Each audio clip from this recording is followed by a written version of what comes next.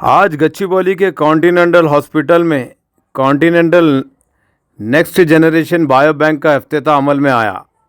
Doctor Guru N Reddy, founder व chairman Continental hospital, doctor Rohit Gupta CEO, doctor Rishi Reddy co founder के अलावा doctors और स्टाफ ने शिरकत की।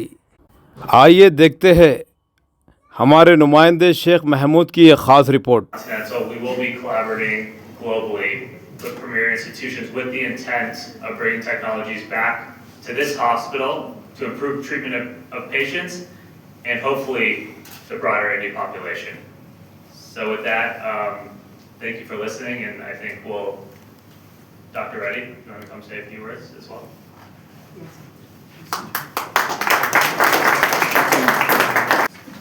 Good afternoon. Thank you, Melina, for opening comments, and Rishi for a wonderful synopsis of what we're venturing upon to do. And both of you have nicely encapsulated the vision of the biobank and the necessity in today's world.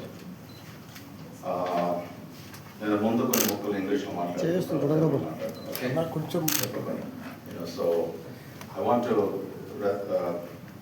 give my welcome all the doctors, my colleagues, and who have been extraordinarily instrumental in every aspect and journey of Continental. I think without having the collaboration of the physicians and of course, all the rest of the staff, which includes the nurses and the technicians and all of those who are concerned with.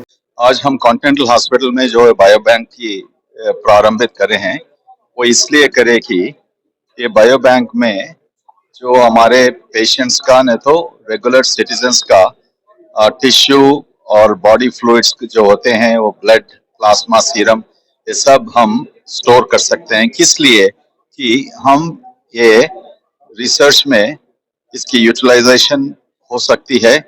हमारे हिंदुस्तान में research का जो budget होता है बहुत कम है, इसलिए हमारे पास नए डायग्नोस्टिक टेस्ट नहीं तो नए दवाइयाँ यहाँ पर बहुत कम से शुरू होता है।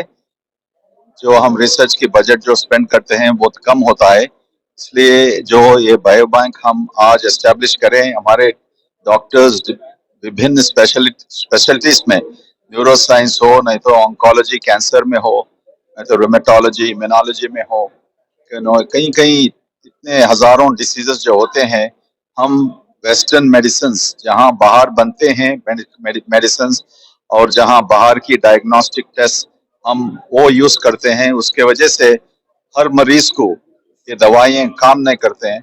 सो ऐसे रिसर्च से हम फ्यूचर में हमारे दवाइयों से, ये रिसर्च के वजह से हमारे मरीज को प्रिसिशन मेडिसिन जो बोलते हैं, ठीक तरह से उनको इलाज करके सही दवा दे सकते हैं। सो उसका उपयोग ये bio bank storing of the patients specimens के द्वारा हम आगे जा सकते हैं। You want to say something? हमारे ऋषिकेश साहब, या no, in Hyderabad there are two other biobanks, but this is we have done the biobank with advanced technology.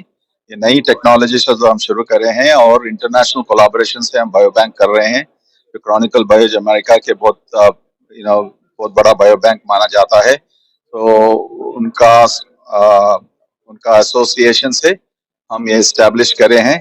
सो जैसा टेक्नोलॉजी बदलते जाएगा, सो हम बिल्कुल नई टेक्नोलॉजी से ये इसका शुरुआत हुआ और इसको बहुत आगे लेके जाएंगे हम।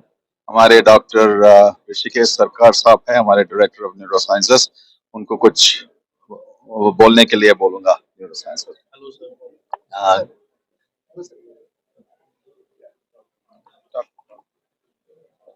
नमस्ते, good morning everyone, good afternoon everyone. Actually आपके माध्यम से मैं ये बताना चाहता हूँ कि ये कॉन्टिनेंटल अस्पताल की पहल है, जिसके जरिए रिसर्च और जिसको कहते हैं शोध, इसके जरिए हम लोग अपने ट्रीटमेंट को आगे बढ़ाना चाहते हैं।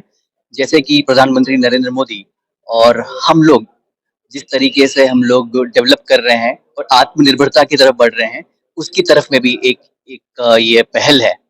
दुनिया में इंडिया को औषधि का केंद्र माना जाता है, जहां से मेजॉरिटी मेडिसिन है मैन्युफैक्चर होती हैं और फिर बाहर जाती हैं, उसके बाद पूरे वर्ल्ड में डिस्ट्रीब्यूट होती हैं।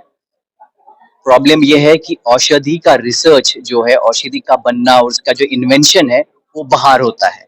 अब यहाँ पर हमारे यहाँ पे ब्रेन्स मौजूद हैं, हमारे पे टेक्नोलॉजी मौजूद है, जिसकी की वजह से सैंपल्स, अलग अलग सैंपल्स डिजीज वाइज हम यहाँ पर कलेक्ट कर सकते हैं, उस पर शोध कर सकते हैं और उस शोध के जरिए जो मेडिसिन डेवलप हो सकती है, न्यू थेरेपी डेवलप हो सकती है, वो यहाँ से हम दुनिया भर में इसको एक्सपोर्ट कर सकते हैं।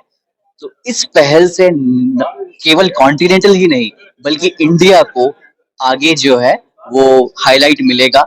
हम लोग धीरे धीरे आत्मनिर्भरता की तरफ धीरे धीरे कदम बढ़ा रहे हैं। तो इसका जो यूटिलाइजेशन सिर्फ अस्पताल के लिए नहीं, लैब और रिसर्च के लिए भी बढ़ेगा। सो मेरे ख्याल से ये फैसिलिटी जो है हमारे क्लिनिशियंस यूज कर सकते हैं, पेशेंट्स जो हैं वो भी यूटिलाइज कर सकते हैं और होपफुली ये ट्रांसलेट होगा इंडिया को आत्मनिर्भरता की तरफ बढ़ाने में एक बहुत बड़ा कदम होगा। Thank you.